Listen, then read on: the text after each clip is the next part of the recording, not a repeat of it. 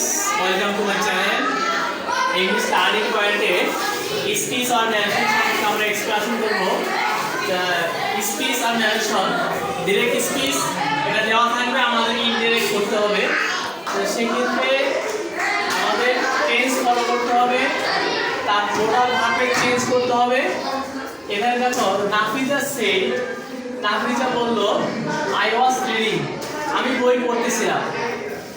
যখন reporting verb থাকতেছে সেই, তখন রিপোর্টেড স্পেসের পরিবর্তন হবে। আই ওয়াজ রিডিং এ বুক, এটা হচ্ছে পাস্ট কন্টিনিউয়াস টেন্স, এটা আমাদের চলে যাবে পাস্ট পারফেক্ট টেন্সে চলে যাবে। ঠিক আছে, এরপর আমরা ইনডাইরেক্ট স্পিচ করব।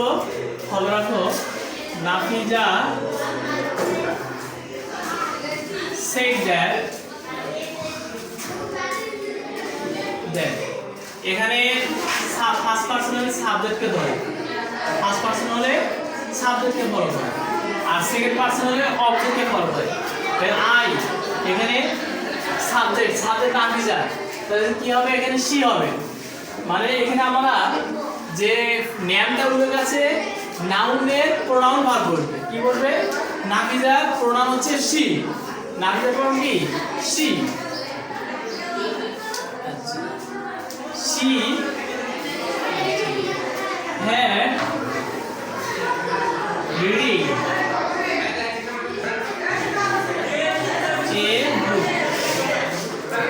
The Nafisa said that she had reading book. She বলল যে সে বই পড়তেছে। এরপর যখন she said I have done my duty. এখানে she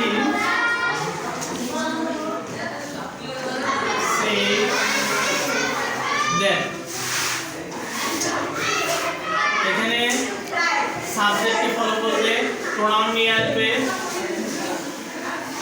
she had done her duty। তারপর হচ্ছে এখানে হচ্ছে ক্যান, এই ক্যান একটা মোডাল ভার্ব। ক্যান থাকলে কুড হবে, উইল থাকলে উড হবে, শ্যাল থাকলে শুড হবে। ওকে, আপনি said that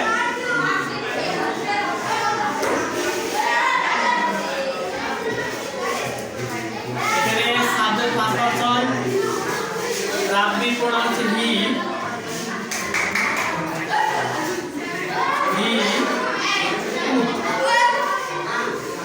finished.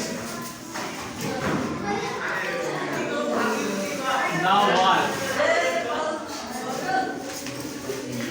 Okay, the Rafi বলল I can finish the work, আমি কাজটি শেষ করতে পারবো। Rafi said that, রাফি বলল যে he could finish the work। তো এখানে মোডাল ভার্ব ক্যান থেকে could, ঠিক আছে? তা আমাদের টেন্স পরিবর্তন হচ্ছে I was reading a book, Rafi said that she had reading a book।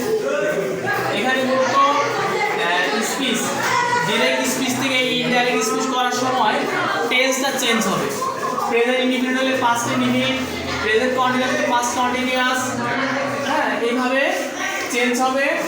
আর এখানে রিপোর্টের যদি সাবজেক্ট ফার্স্ট পারসন থাকে, সেই ক্ষেত্রে রিপোর্টিং ভার্বের সাবজেক্টকে ধরবে। রিপোর্টের স্পিচ যদি এখানে সেকেন্ড পারসন থেকে অবজেক্টকে ধরবে। তারপর ক্যান থাকবে কুড, এখানে যেমন ডান my duty, done her duty, ডান এখানে শি হার, অর্থাৎ পসেসিভ ফর্ম, নমিনেটিভ ফর্ম এখানে হচ্ছে, এখানে শি মেয়ে থাকার কারণে হার আসছে। আর যেখানে আই থাকবে অর্থাৎ কোনো কিছুকে বোঝাতে হবে মাই। ওকে, তাহলে she said that she had done her duty. Okay, thank you viewers, thank you learners, welcome.